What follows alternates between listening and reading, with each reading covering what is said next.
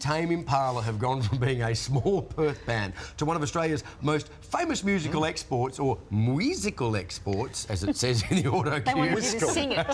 They were big winners at the ARIA Awards on Thursday night, taking home awards including Best Group and Album of the Year, Eddie. We sent our entertainment reporter Jason Jabba Davis to meet the man who's at the centre of it all. Check it out. Yeah, I like to think of the sound coming from someone kind of like a dreamer, like a bit of a loner. Kevin Parker is the frontman of five-piece rock band Tame Impala.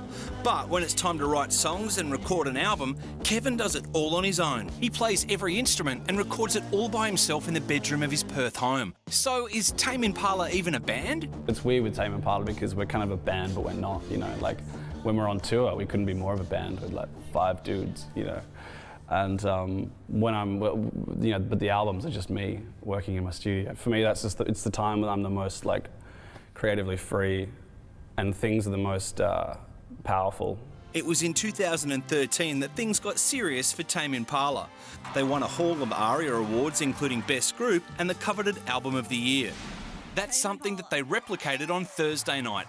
This year, they picked up a massive 5 ARIA awards and fended off some very tough competition to be crowned Best Group. Wow. Did we just beat AC/DC at something?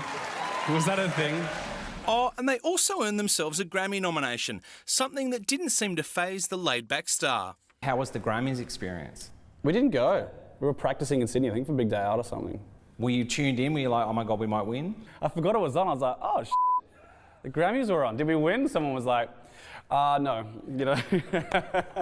No, Vampire Weekend got it, you know. It was like, oh, okay, fair enough.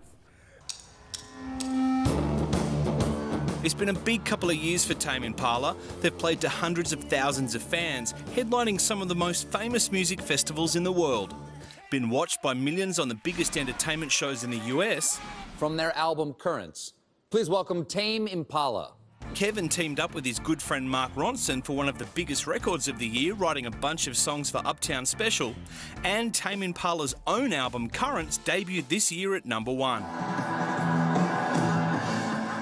The band have just wrapped up a sold-out national tour, including 2 sold-out shows on the forecourt of the Opera House.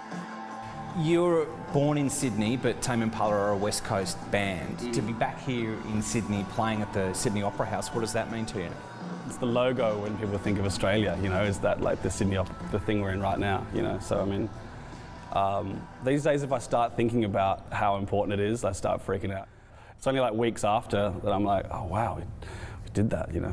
What is it like when you've created these songs that are effectively like your children, and the audience responds in different ways to different songs? Yeah.